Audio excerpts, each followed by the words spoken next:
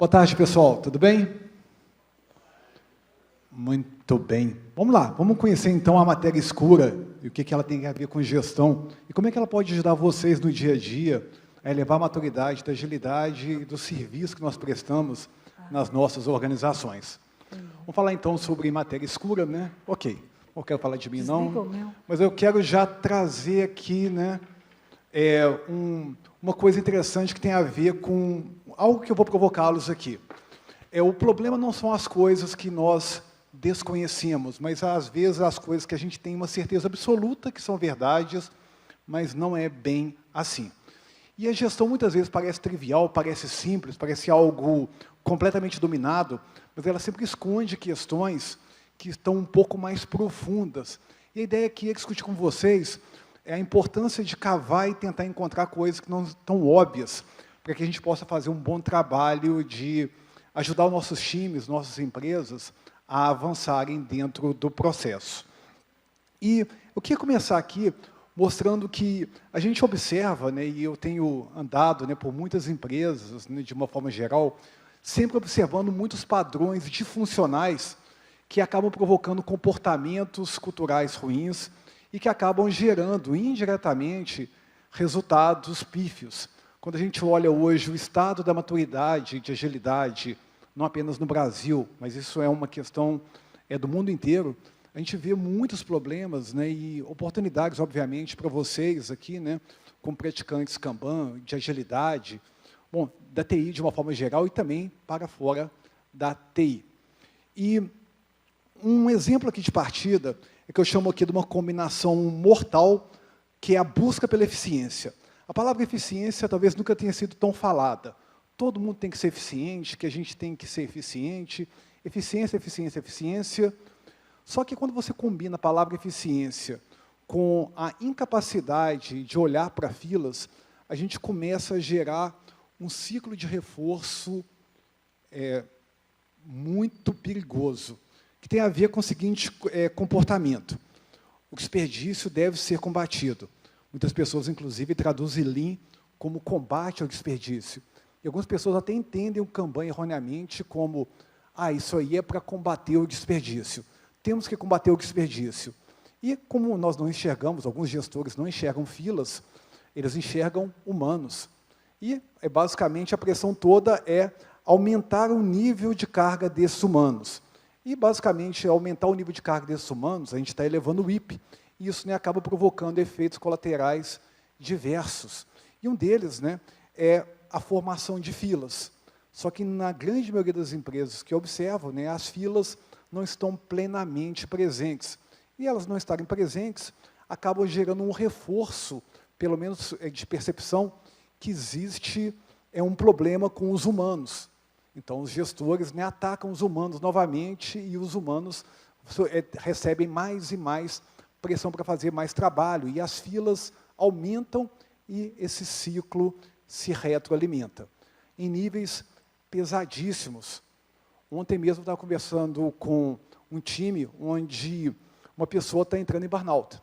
Um nome novo, né, ISEX para estafa, né?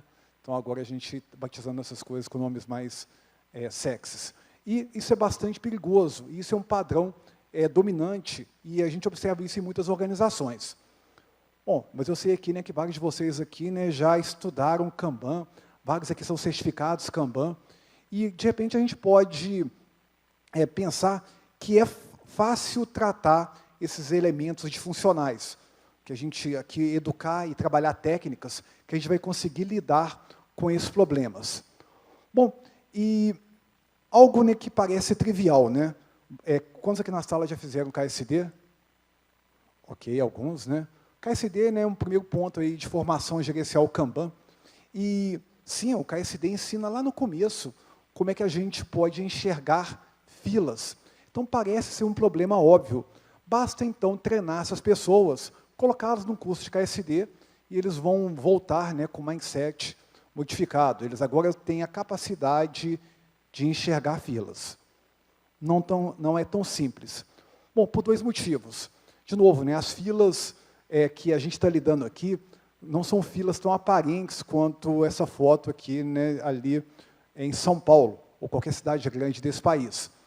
E o segundo ponto, gente, é que quando a gente olha para a formação gerencial, nós vemos muitas lacunas.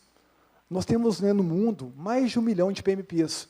Nós temos quase 2 milhões de pessoas com formação Scrum, mas poucos milhares de pessoas com uma formação Kanban. E muitas pessoas, literalmente, não vão fazer uma formação Kanban, por mais que a gente queira que eles façam uma formação Kanban. E, curiosamente, várias pessoas, né, que já fizeram formações básicas do Kanban, como o KSD e o KSI, ainda têm uma dificuldade muito grande de entender esse tipo de coisa dentro do dia a dia.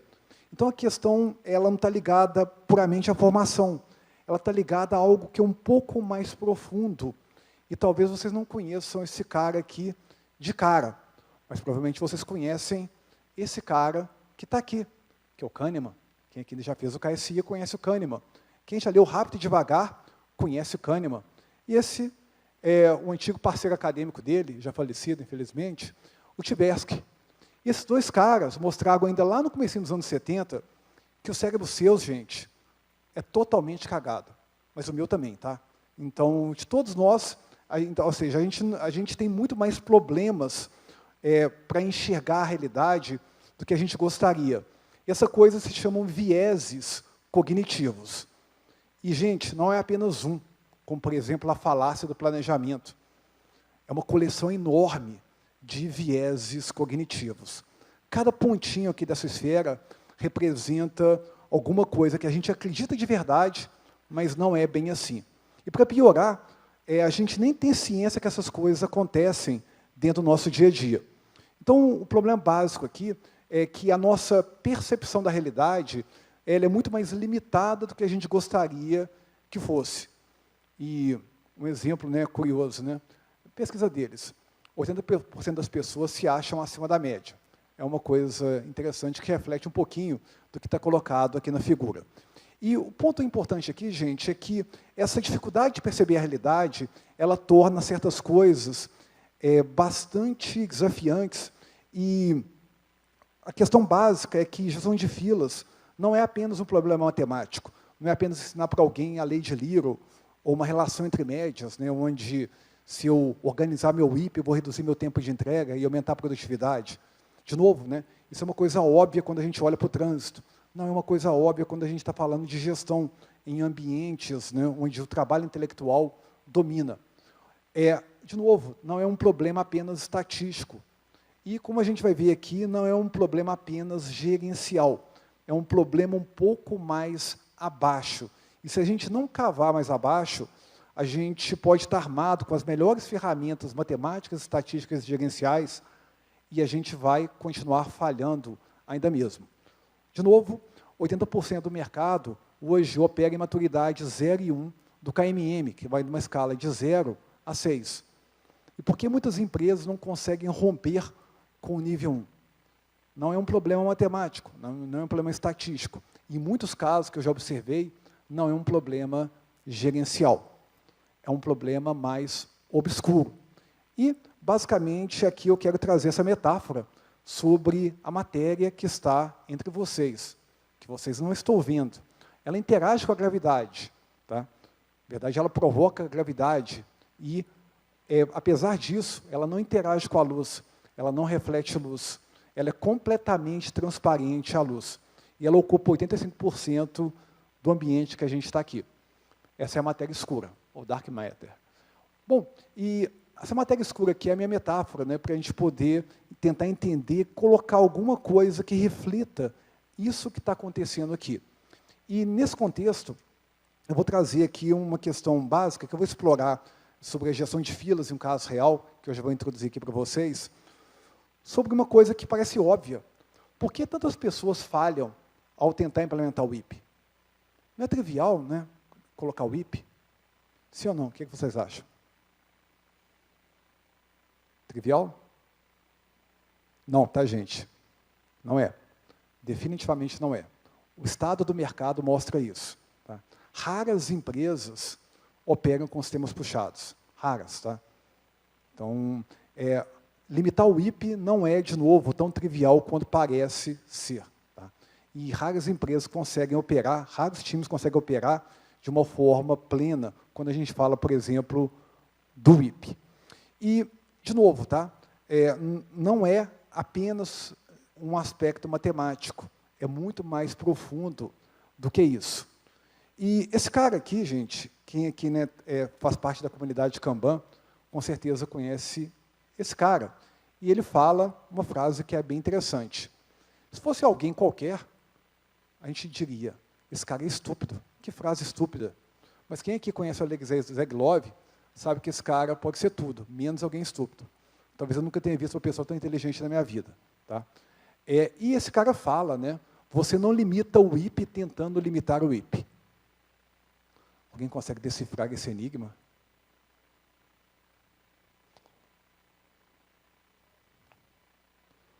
Bom, o fato, gente, é que muitas empresas tentam limitar o WIP, tentando colocar um número sobre pessoas, sobre estágios do conhecimento, sobre o time, classes de serviço, outros elementos. E falham, porque elas não trabalham nos aspectos ligados a fontes de variabilidade e elementos, né, com práticas, por exemplo, de gestão de dependências, que vão possibilitar e vão habilitar capacidades para que o WIP possa ser estabelecido. Então, a falha de limite de WIP, ela não é algo, né, que você resolve tentando limitar o WIP.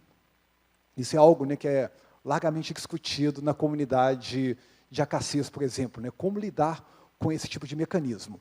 E a partir disso, gente, eu introduzo aqui um caso real envolvendo um conjunto enorme de times que, num certo momento, operava com uma combinação de processos de alta gestão derivados ali do PMBOK, para execução de projetos, práticas de TI derivadas do ITIL e também práticas ligadas ao Scrum, que foi, né, o primeiro corpo de conhecimento de agilidade dessa organização. Essa organização ela conseguiu sair do nível do trabalho individual para o nível de trabalho tribal. Na escala KMM, ela conseguiu, então, começar a avançar para transição para nível 1, de uma forma geral, com algumas variações entre times. O ponto importante aqui é que vários times ainda tinham comportamentos dominados por ML0, como, por exemplo, trabalho empurrado, estimativas dirigidas por pensamento mágico, por exemplo, trabalho opaco, né, que chegava por WhatsApp, ou ficava preso ali no e-mail e nunca era transportada para quadros de uma forma geral, e os resultados estavam bastante inconsistentes. E, em um certo momento, essa organização começa a aportar Kanban, não como alternativa ao Scrum, porque o Kanban não é alternativa ao Scrum. Se você tem Scrum, você pode usar o Kanban sem nenhum problema. E esse time, então, começou a ter Scrum melhor com a utilização do método Kanban. Temporalmente, a gente está falando aqui de 2018. E a ideia aqui era tentar mostrar o que fazia que o trabalho demorasse tanto, a produtividade fosse tão ruim, porque a causa dos problemas para os gestores, os coordenadores e gestores não seniores, eram as pessoas, especialmente fornecedores. Havia, né, uma grande atribuição de culpa, e viés de atribuição de culpa é algo que está descrito lá no Kahneman e no Tversky como um viés cognitivo, não à toa. Bom, e basicamente, os quadros naquela época eram quadros físicos, e depois, né, de algum momento, né, especialmente pós-pandemia, evoluíram para quadros virtuais, mas os quadros Scrum eram quadros muito pobres, né, no sentido de representar o fluxo de trabalho, eles não representavam processos, basicamente eles depositavam um backlog, né, e tinham algum controle do trabalho em andamento. Só que isso não revelava os problemas. E, à medida que o time começou a se educar com o Kanban, eles começaram a introduzir aspectos, né, que ajudaram a colocar um pouco mais de luz naquilo que estava acontecendo. Então, as questões ligadas a bloqueios, a esperas, começaram a ser representadas. E, nessa organização, né, que também envolvia alguns tipos de tecnologias desafiantes, algumas tecnologias que demandavam pontos específicos de integração, como, por exemplo, SAP, requeriam também algumas outras esperas. Esperas de time de integração, esperas por testes de aceite, que demoravam bastante dentro das áreas de negócio, que não tinham mobilização de recursos e estavam operando num nível completamente desorganizado.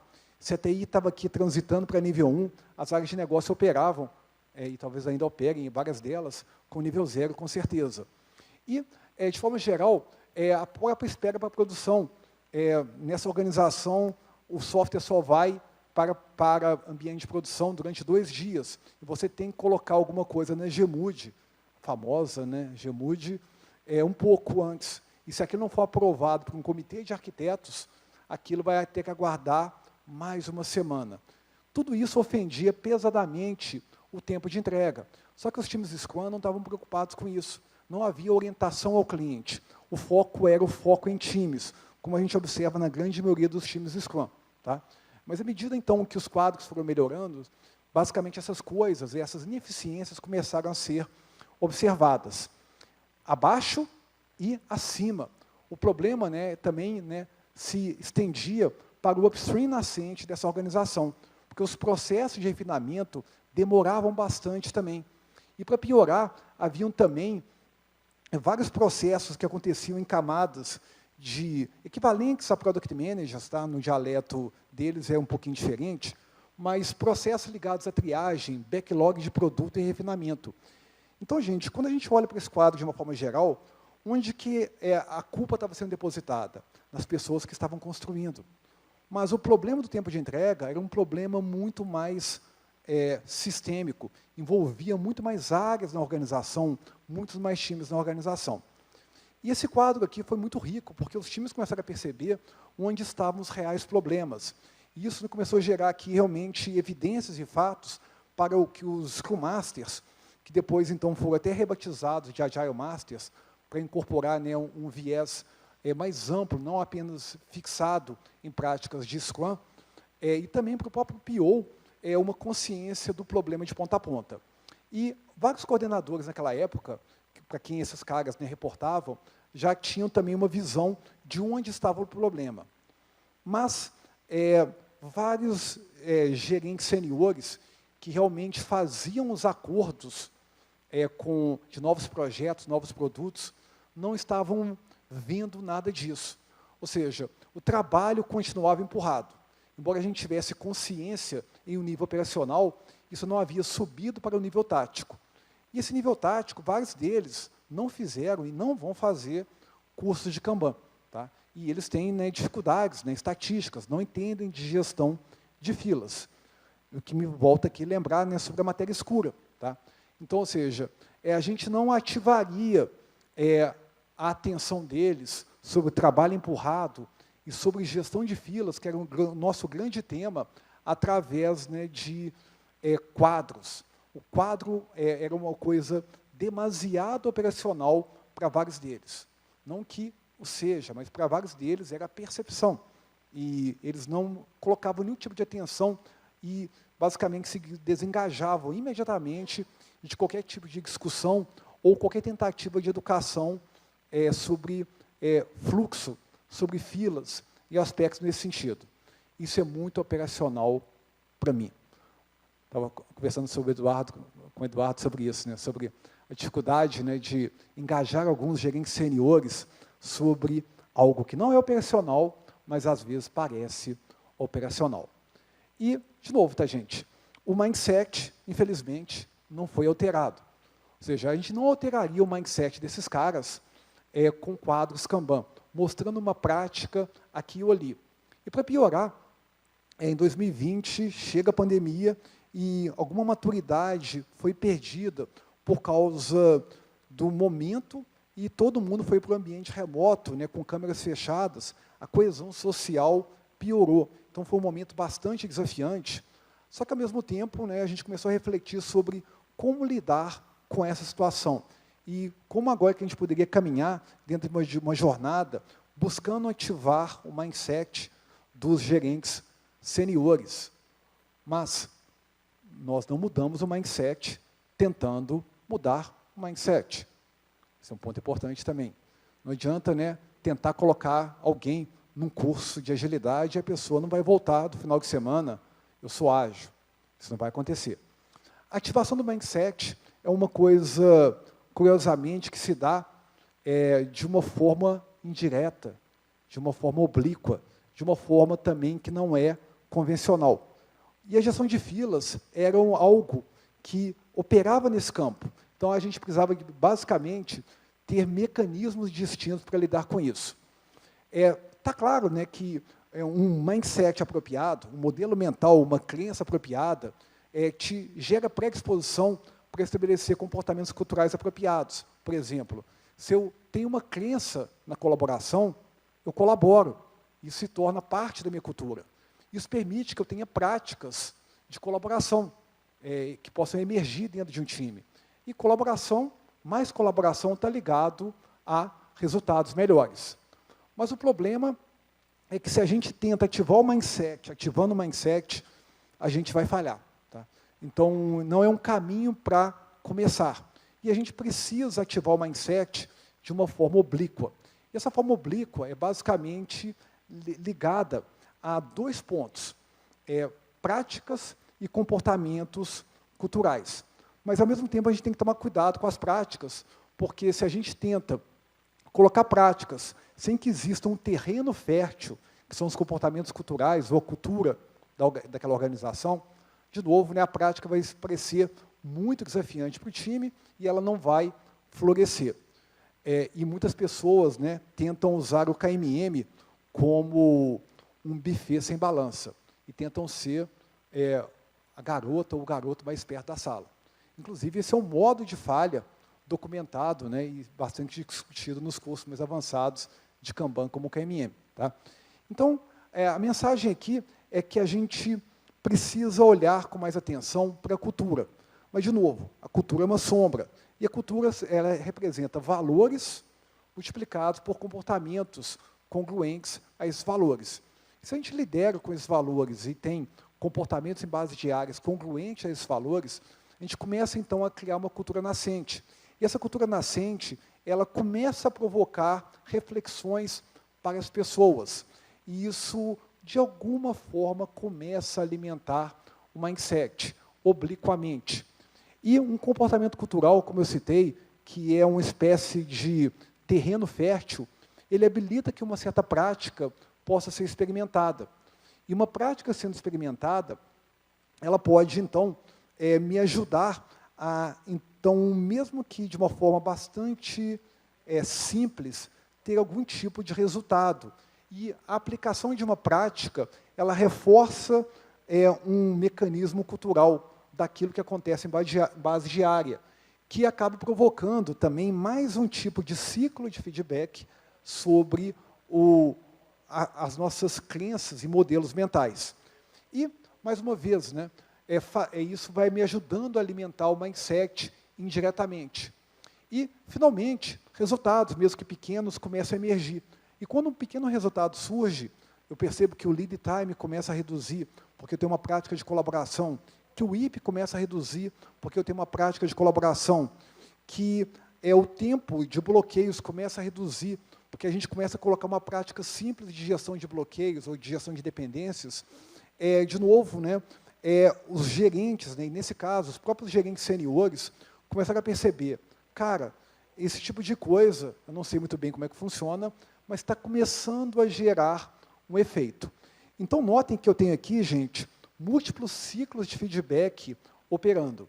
E um ciclo de feedback é um mecanismo bastante interessante quando ele cria aqui um mecanismo de reforço.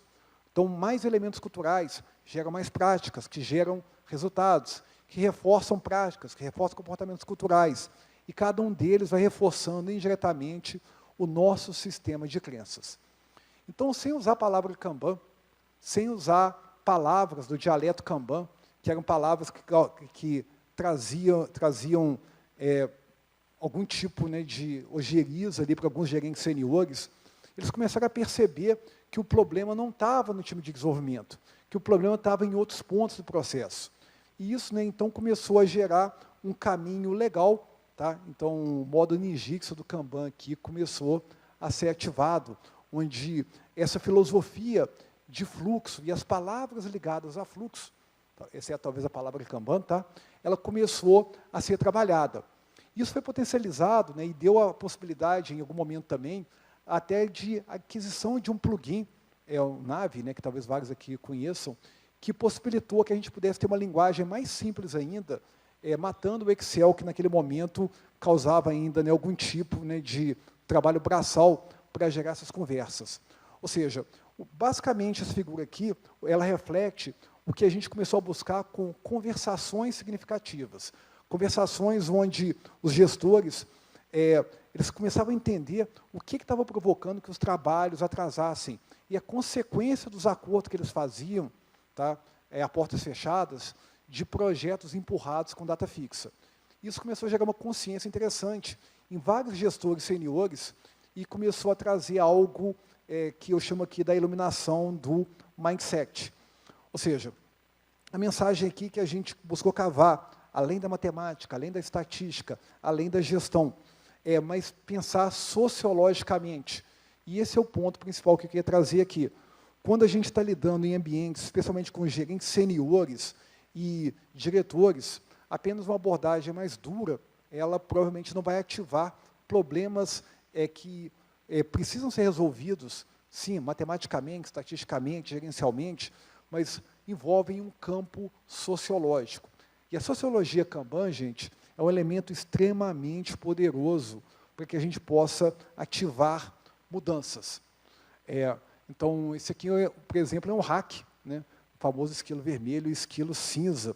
E, basicamente, o esquilo cinza era a gestão de filas, e o esquilo vermelho era a prática atual, né, do trabalho empurrado. A gente precisava, de alguma forma, introduzir algo que não afetasse o que já existia, mas que se mostrasse melhor e pudesse combater uma prática de trabalho empurrado.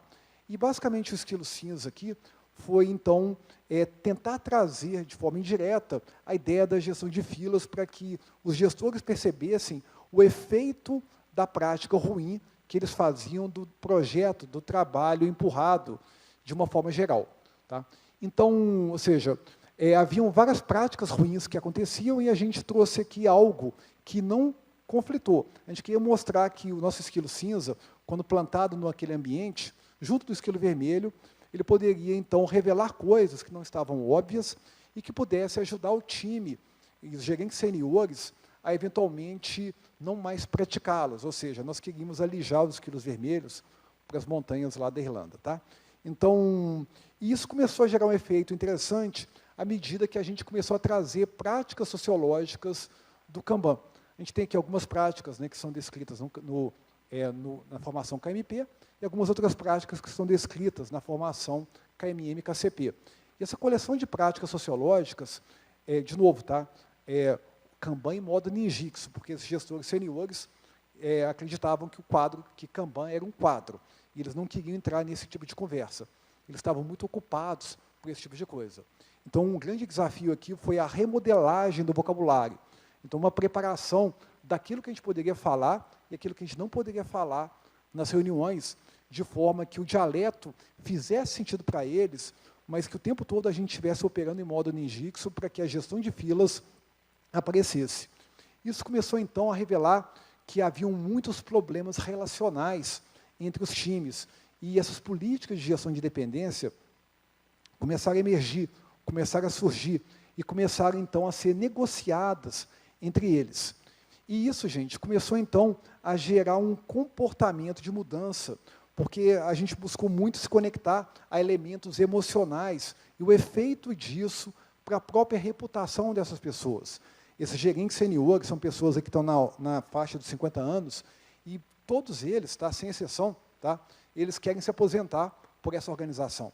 Então, eles valorizam demais, e a gente também começou a conectar aqui com aspectos emocionais, e como que essas práticas que estavam sendo trazidas, e novos comportamentos culturais, poderiam apoiá-los nessa jornada de seguir durante mais alguns anos, algumas poucas décadas para outras pessoas, e ajudá-los também na carreira deles. E também, né, a gente aportou várias ideias desse excelente livro, acho que alguns aqui na sala conhecem, né? Eduardo, né, Débora também conhecem, outras pessoas aqui também, provavelmente. Quem não conhece, é um excelente livro da Linda Rising, falando sobre padrões de mudança.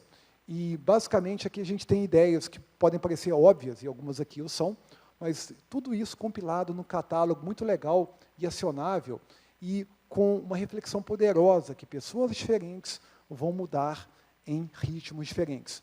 E você vai ter que ter um arsenal muito forte de práticas técnicas e práticas sociológicas para operar em grandes organizações, especialmente organizações que não vêm de uma cultura ágil e organizações que muitas vezes têm fatores políticos muito pesados que tornam o trabalho muito mais desafiante do que puramente um trabalho técnico. Okay?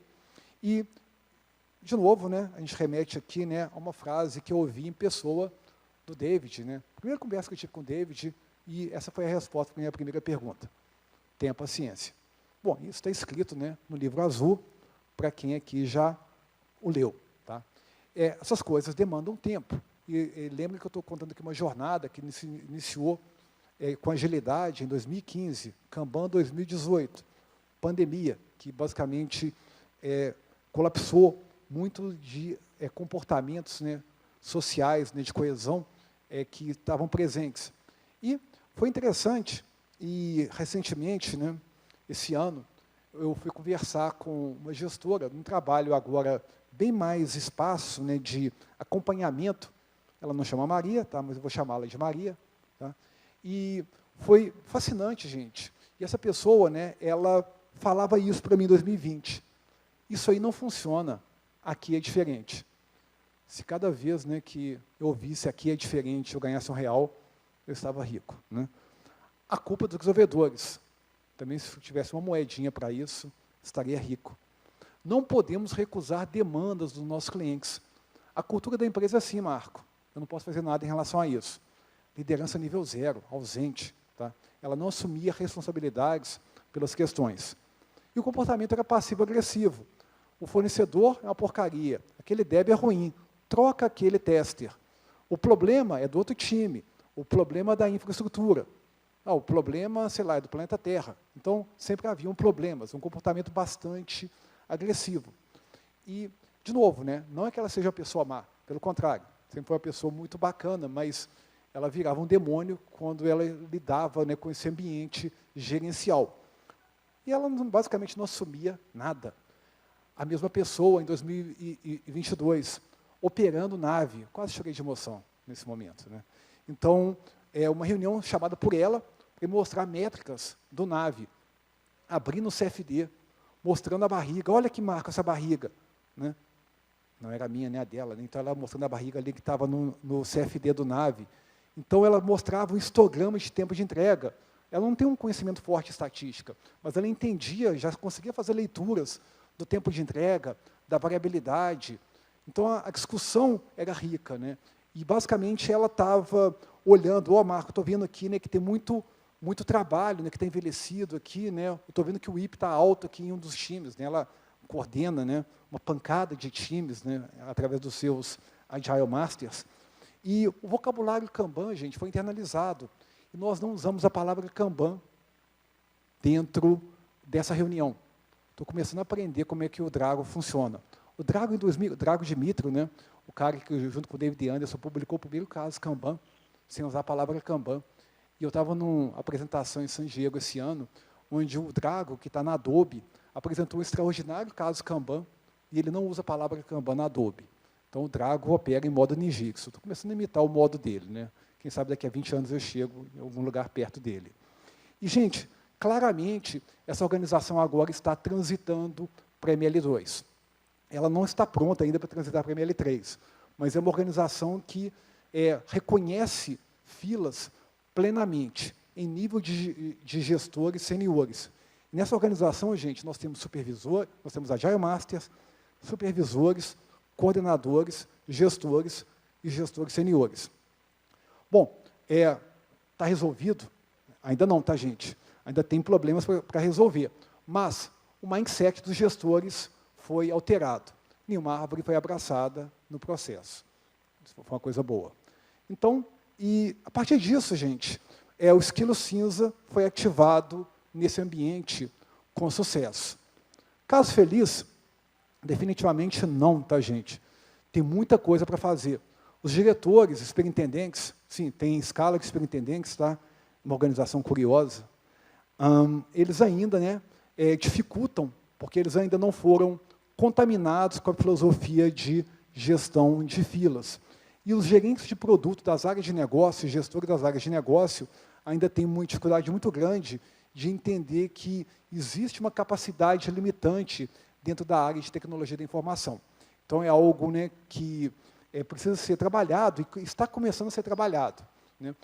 Antes mesmo, né, de eu vir para cá, eu estava conversando, né, com um agilista, mostrando que estava citando, né, que já tem 5 times de áreas de negócio que já estão operando, né, com práticas de agilidade, e isso é muito positivo, de uma forma geral. Bom, e aprendizado, gente, quando a gente lida com organizações complexas, políticas, com muitos interesses gerenciais, a sociologia Kanban ela se mostra uma arma fenomenal. Então, pensem e usem o Kanban muito além de um quadro com práticas, mas pensem muito nos aspectos sociológicos do Kanban. O próprio portal KMM.plus tem uma coleção enorme de recursos sociológicos, né? E não à toa, né, o David investiu 5 capítulos inteiros do livro para falar de sociologia Kanban, além dos capítulos que ele fala sobre cultura, tá? Que talvez forme, então, quase metade do livro, de uma forma geral. E não seja o cara mais esperto da sala. Quando eu tentei fazer isso, eu fui o cara mais burro da sala. Então, e não tente mudar o mindset tentando mudar o mindset. Tipicamente, isso não funciona. E, de novo, tá, gente, é uma jornada e é trabalho pesado, não é um trabalho que ocorre em um trimestre, mas a ideia básica é sempre, né, usar os problemas, né, os bloqueios, como feedback. Tá? E eu termino aqui, então, com essa frase: a mente se adapta e converte para os seus próprios propósitos, obstáculo ao nosso agir. O impedimento à ação, avança a ação.